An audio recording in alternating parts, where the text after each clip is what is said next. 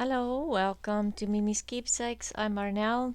I am back with the second part of our little slow stitch pouch for beginners. So we have finished sewing all the parts in on the back, and as you can see you'll have stitches like that on the back, and then on the front you probably won't see much. I just have some threads here that I need to get rid of, but that is how far we got.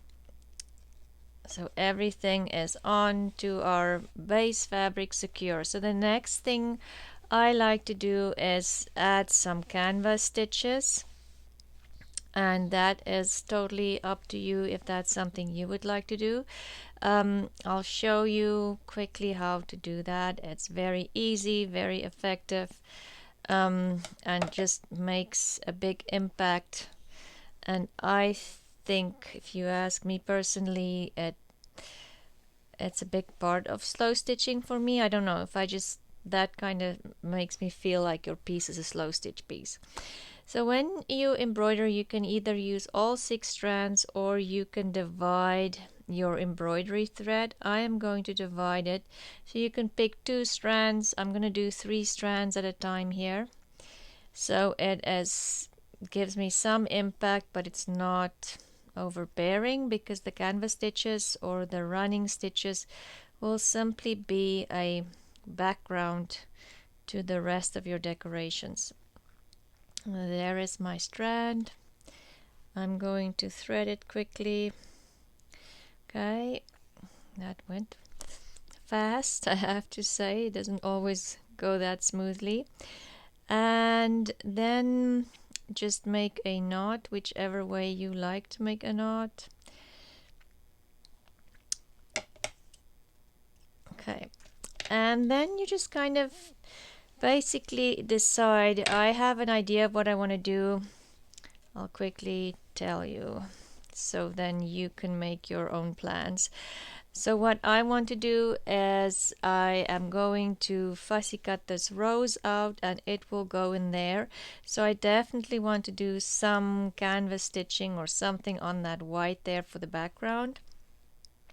Then when you open it, still need to decide what I'm going to do there. Most probably add some of this flowers, also fussy cut out, and definitely on the back here I'm going to add some of this flowers fussy cut. So the canvas stitches is just there to give me some texture and detail. So I'm just simply going to start at any point. Let's just start here, and what I do is I decide more or less I want to make, say for instance, a row that would cover a part of that fabric and maybe a little bit of that and this. So the canvas stitch kind of forms a square in there, and it's just random. I don't think you have to. And what I like to do is, like I say, cover more than one piece of fabric rather than just do the running stitch maybe on the red fabric here. I will try to kind of overlap it to bring the background together. Anyway, too much talking. So again, you start with your knot in the back, and then you just go in. Sorry, just need my glasses. In, not that that really helps. You're going to go in and out, and then from the back, just back to the front, and then down. It's a running stitch. It's probably the easiest stitch, and even if you're not sewing, you probably know it. I've made these really big. I'm going to pull them out in a minute. It's just to show you, and maybe I should have done it on the red again. So just, very easy. Okay, so for the canvas stitch, I want to make it a little smaller. As I say, I just want it as a background, and I don't want it to be overbearing. So see, now the needle doesn't go in that easily there. Okay, so I am just going to do little stitches. And again, I don't have to, I can just do this because it's an easy stitch. Or you can even just go in and do it the fast way. And these might be even too big still. But there's no rules. They don't have to be even, your stitches don't even have to be even. It's just, whatever you think looks good for you, your eye. There's no rules. So when you get to the end, I want to go make a second row and go back. So all you do is you're going to go one down to the front and then just go this way. Okay.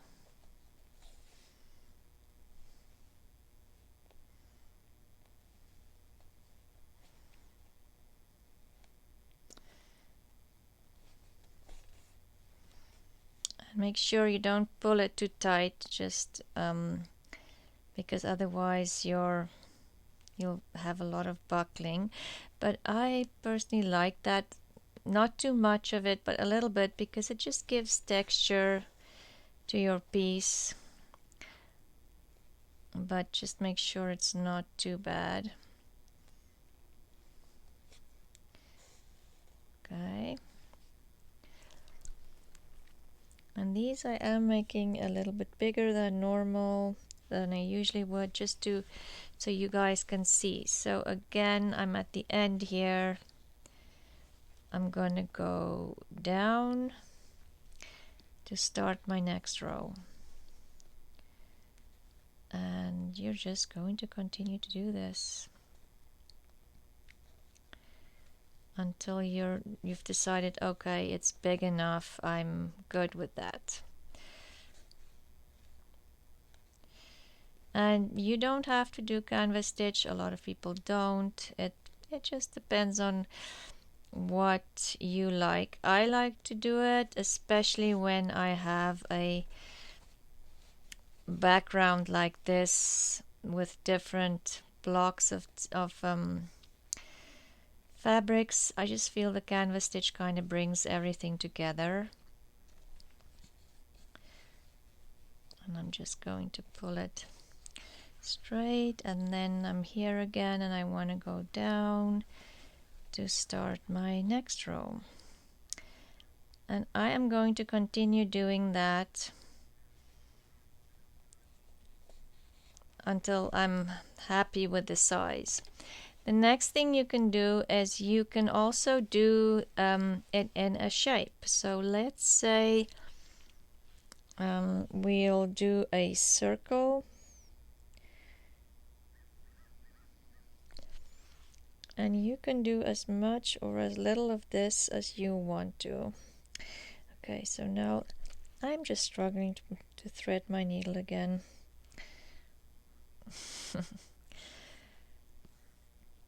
I jinxed myself when I said it went easy. Okay, there. Make a knot, and then you can just start anywhere. So the first stitch I will make small, and you can draw this in as well. I'm just kind of, so I'm doing the first stitch, and then the other ones I'm going to just go around that first stitch. You can make a square. A square is easy. Circle is a little bit more tricky, but not impossible to do. If I can do it, you can do it.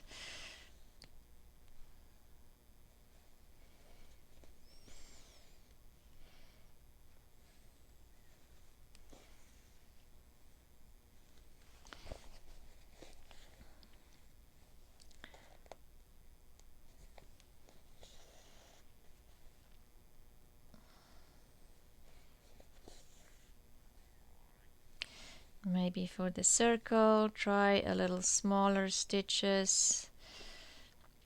Oh, that is not in the right direction.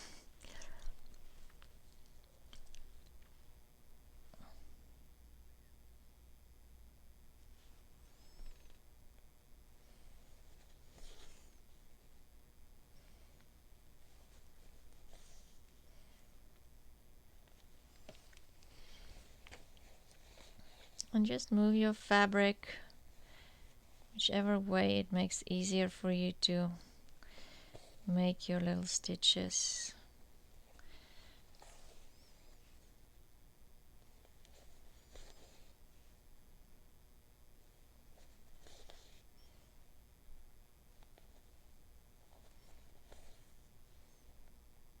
See, now my circle is starting to take shape.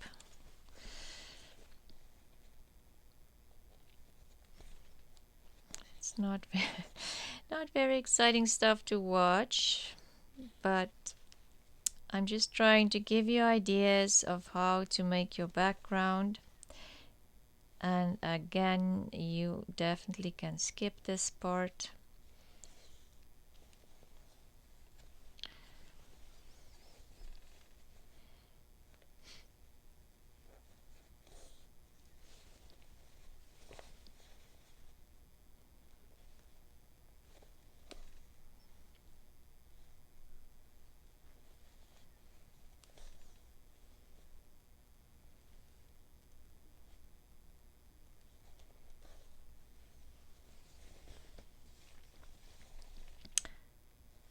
So yeah, today is another lovely warm day. I have a couple appointments to go to, so that will keep me busy probably all day long.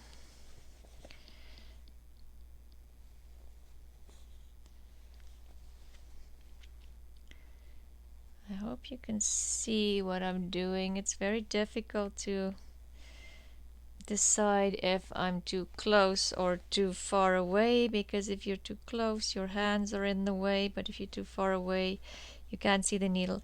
But can you, maybe if I bring it so you can see now it's starting to make a circle, and I will just keep doing this until I have a nice big circle, and it just gives me another shape behind my flowers that I'm going to add in. And I don't know, it just adds a lot of texture. So okay, that is the canvas stitch or the running stitch. Easy stitch to do, and I'm gonna do my circle off camera. The other thing you can do is a seed stitch. Let's do that in the blue, just to bring that blue back in. I only have, I don't have a lot of blue on here because, and so I am doing the same thing. I am going to do only 3 strands at a time.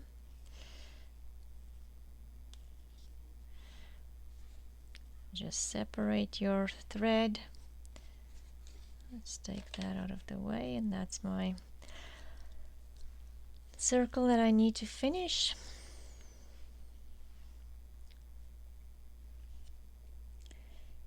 So the next stitch is a seed stitch, and you'll see a lot of these stitches as names, but they're pretty close, same thing.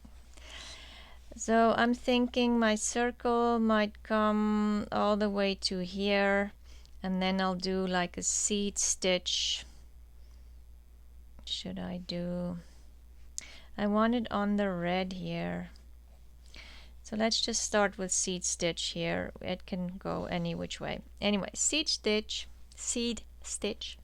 is the same as a running stitch. There's nothing different.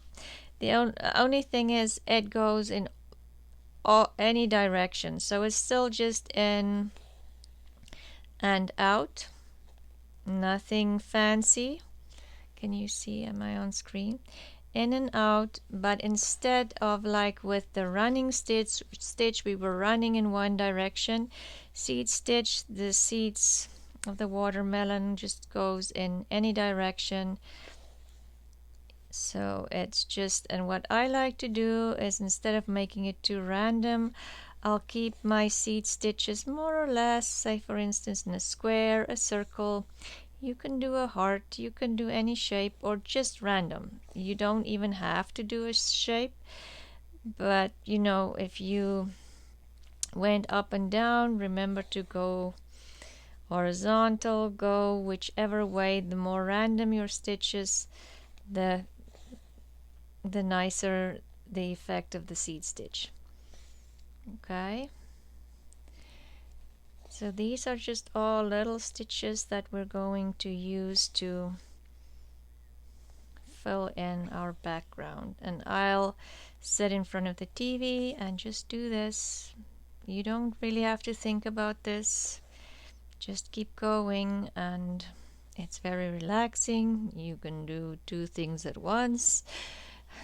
I don't know if it's just me who think that's a good thing, but I love doing more than one thing at a time. It just makes me feel very productive. I'm not sure it is absolutely true, because it's not necessarily always productive doing more than one thing, as most of you probably know. So yeah, just make sure you don't leave little spots too big open between your seed stitches. You can always come in later and fill in if you see there's too much of a gap between your seed stitches. But gaps are good too. There's no rules. So see, now already we have done 3 stitches on this little pouch, and honestly it's more or less the same thing. There's not a lot of difference here yet, so it's definitely just simple beginner stitches. I'm no embroidery, I don't know anything. I'm teaching myself a new stitch by watching other people, looking in books, Pinterest. There's so many places that you can find ideas from, and you don't necessarily have to follow or copy somebody's ideas. If you can learn a technique or ideas or get inspired by somebody, and you might not even like their style or what they're doing, but they might do something that triggers some inspiration somewhere in your brain.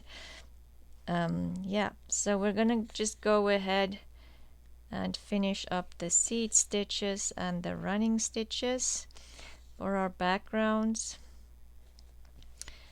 I'm not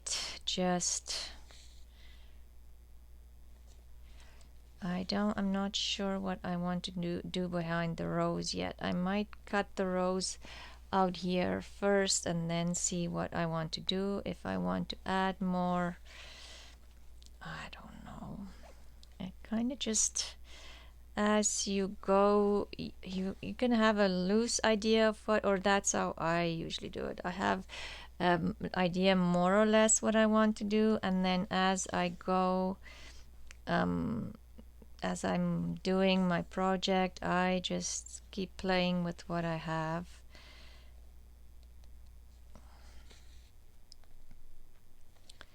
And yeah, it's just having fun. You can get complicated at add beads, add all kinds of things, and you will get there, but for this project we're going to just make it as simple as possible, just to show you how to start. That's what was asked.